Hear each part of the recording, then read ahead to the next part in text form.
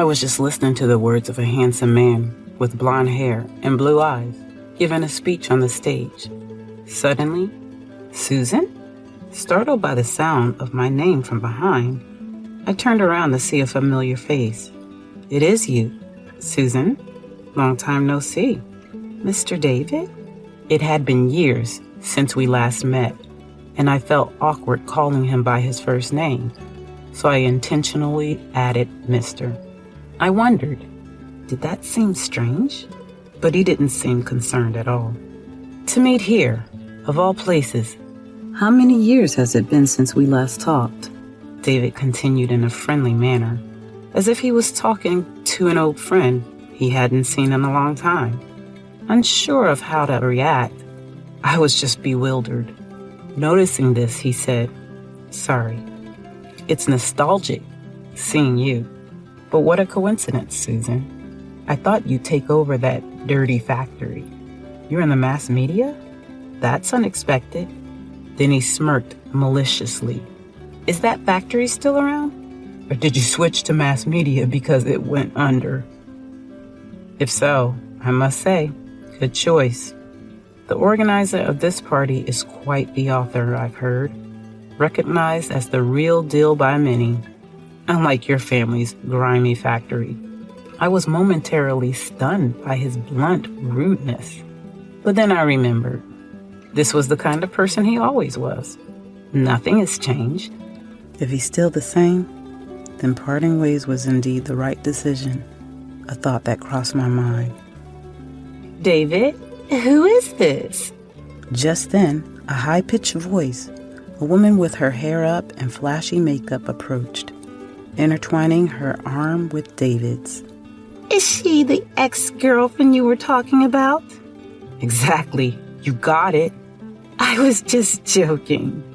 Feeling slightly uncomfortable with their exchange, I said, "Well then," and turned away. Still their voices followed me. "She's quite plain, isn't she? Was that your type, David? Or were you really just after her wealth?"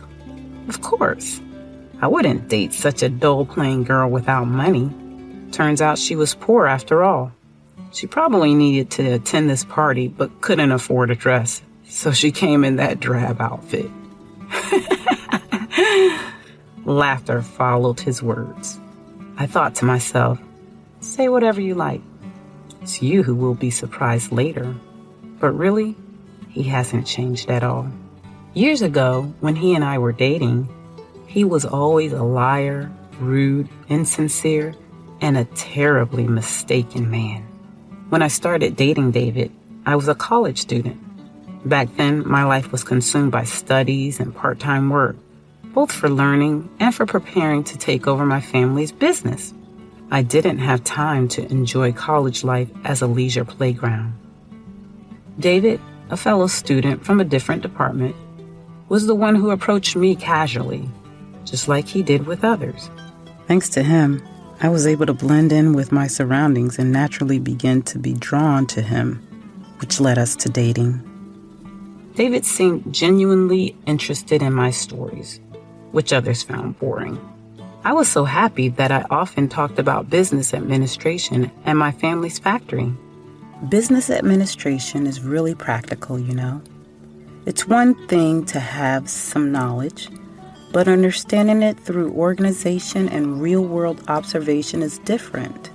Like, after attending a lecture on management, I visited my family's factory and David never showed any dislike for these stories, niche topics. I was very happy about that. It felt like he was acknowledging my dad, whom I admired as a great man.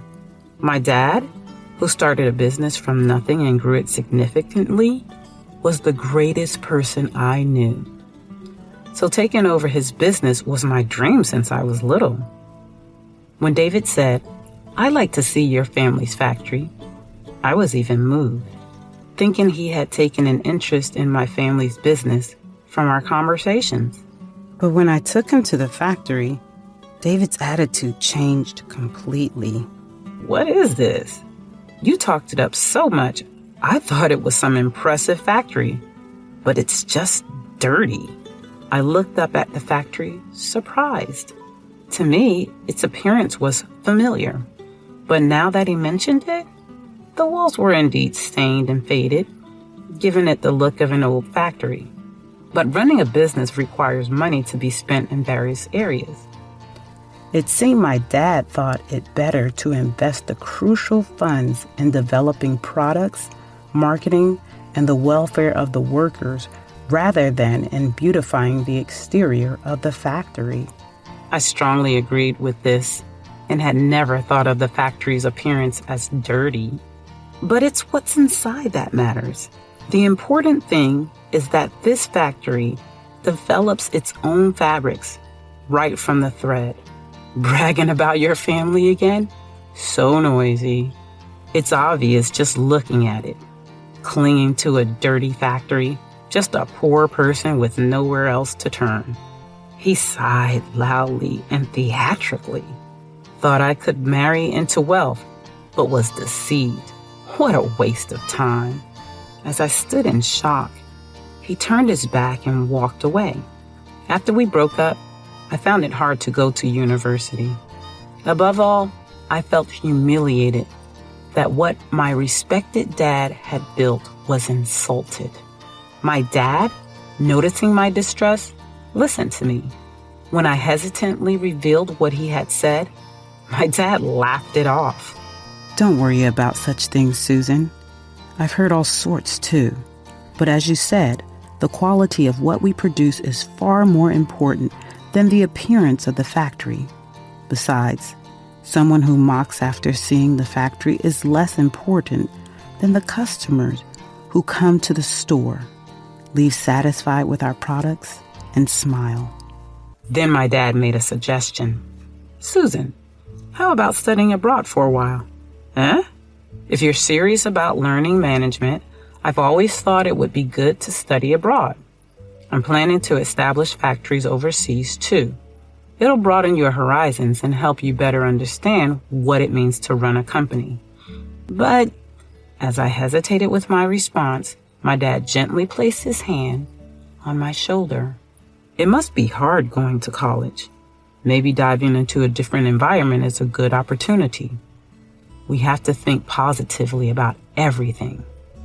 Encouraged by my dad, I decided to study abroad. Around that time, I overheard David, who apparently caught wind of this, telling his friends, I thought Susan's family had a good company, but it's just a dirty factory. Her talking about inheriting it and studying abroad is pointless. She's just showing off. What is he talking about? My dad's company is truly impressive, but I had no time to bother with a superficial man who spoke carelessly without knowing anything. Reminding myself of this, I went abroad to study.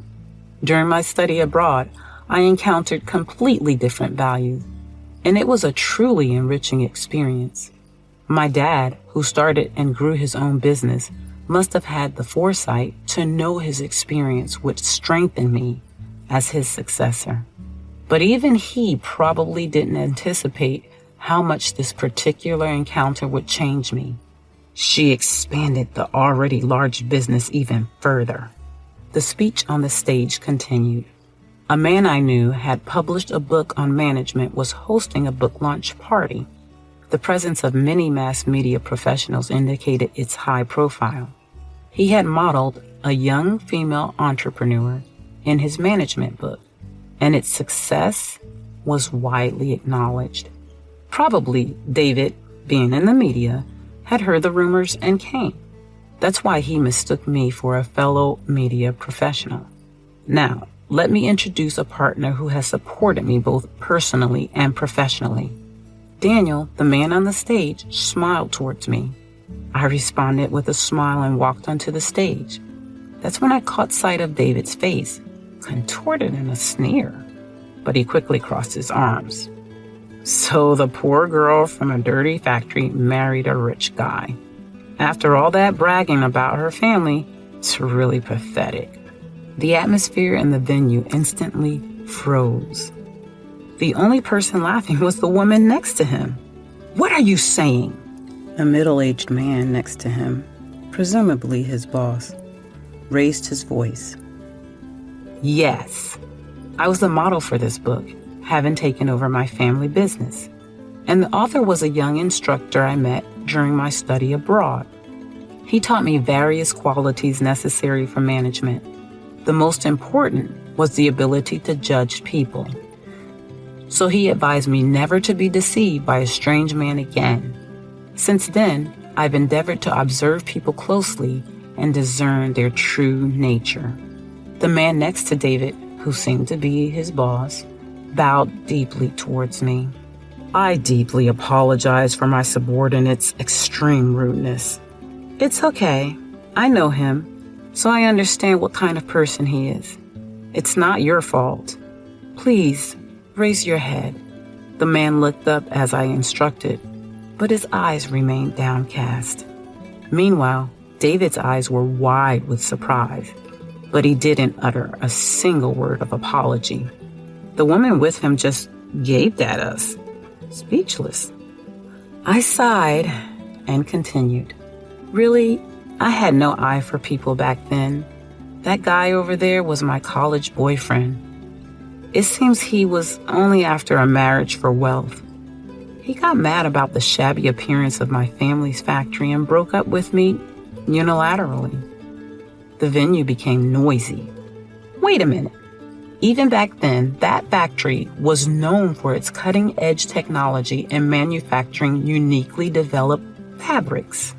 Yes, exactly. He just couldn't see that. He judged by appearances and missed the essence. If he had seen it, maybe he would have been the one marrying into wealth now. I smiled slightly and then turned my gaze to the screen set up on the stage. But I've recently realized that I can't entirely deny his words. While it's wrong to judge by appearance, the fact that there are people who do like him is also true.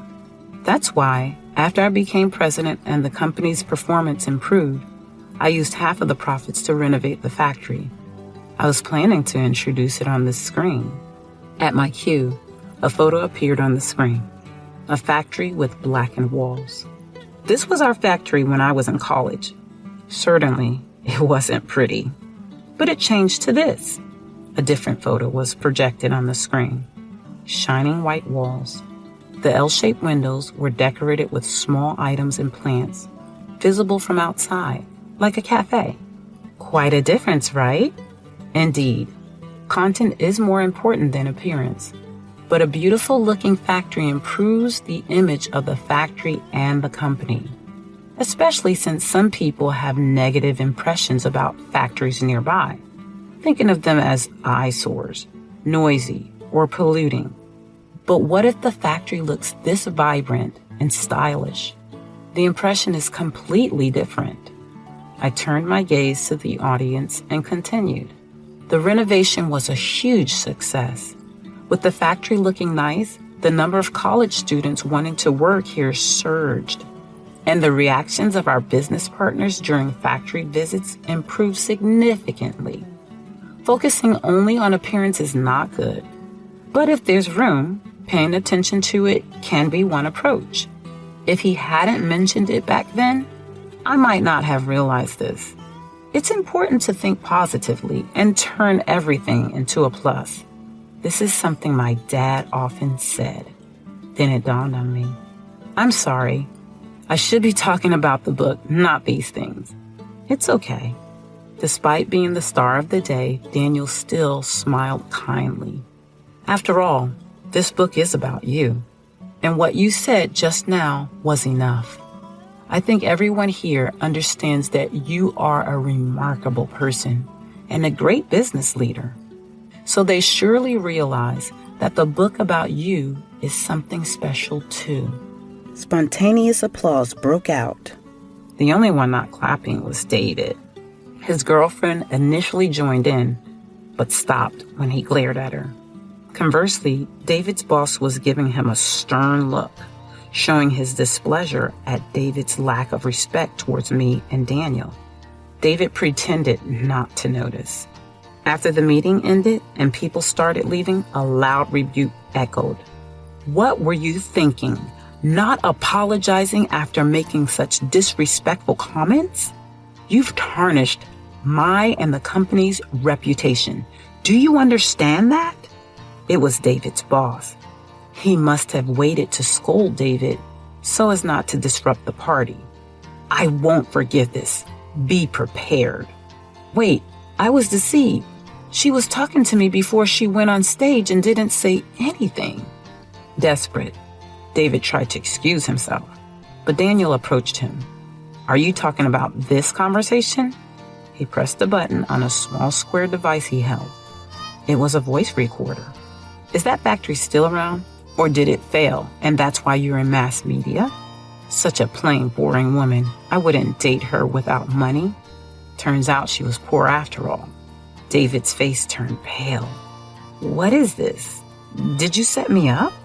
No, not at all. We had no idea you'd be here.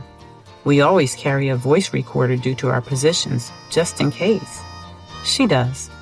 David was at a loss for words. A crowd had formed around us. Everyone looked at David as if they were looking at something filthy. Apologize, his boss said sternly. The people around joined in demanding, apologize, apologize. David, looking down, said in a small voice, I'm sorry, he said. We can't hear you. A low voice came from somewhere. David spoke louder.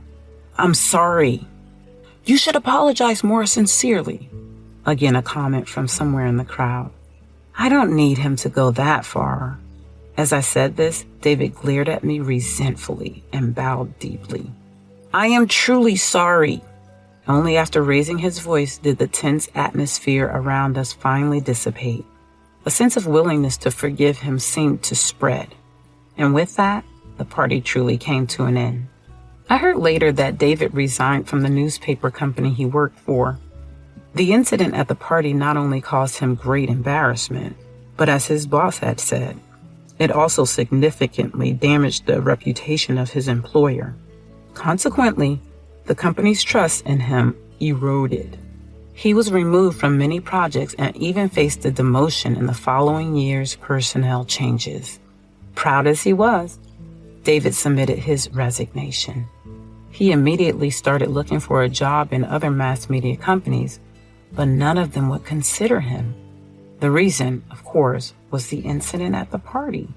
His disgrace in front of many media professionals had become a well-known story in the industry, and no one was willing to hire him. After losing his job, his girlfriend left him too. He fell behind on payments for the expensive apartment he rented to maintain appearances and found himself in trouble without any support. As for me, my company continued to do well, and everything was going smoothly. I married Daniel, my partner, and we've built a happy home together.